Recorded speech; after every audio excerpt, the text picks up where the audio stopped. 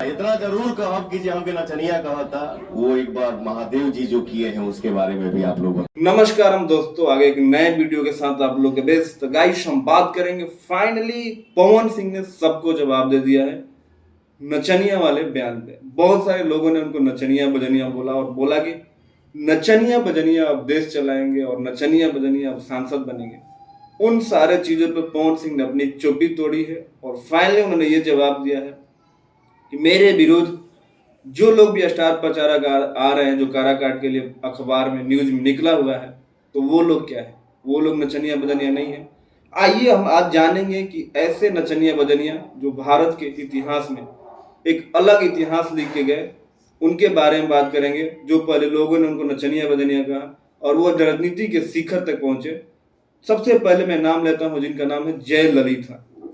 जयललिता तमिलनाडु की एक बार नहीं, दो बार नहीं, तीन बार नहीं, चार बार नहीं, टोटल 6 टाइम वो तमिलनाडु की चीफ मिनिस्टर यानी मुख्यमंत्री रही।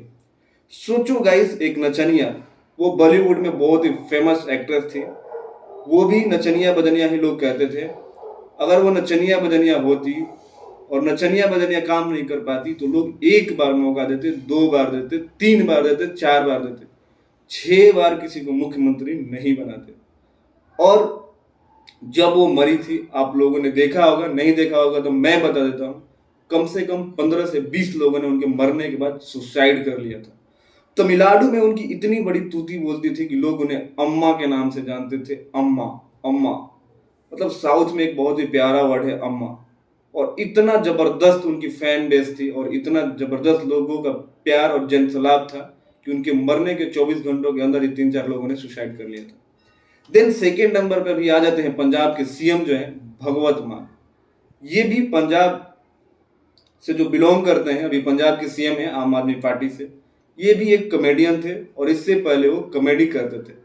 बाहर के स्टेटों में लोग कॉमेडियन सिंगर को अपने हाथों पे उठा लेते हैं, दूध से पूजा करते हैं। वहीं हमारे भोजपुरी में, हमारे बिहार में लोग इन लोगों को नचनिया बजनिया कहते हैं।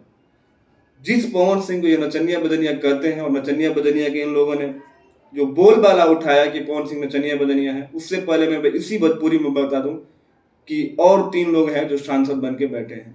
पहले नंबर पे आते हैं Manoj Tiwari, then second number पे आते हैं Ravi Kishan, then third number पे आते हैं दिनेश लाल यादव निरहुआ। ये तीनों लोग भी नचनिया बजनिया ही हैं और ये तीनों लोग नचनिया बजनिया को जिताने में पवन सिंह ने अपना कोई भी कसर नहीं छोड़ा था।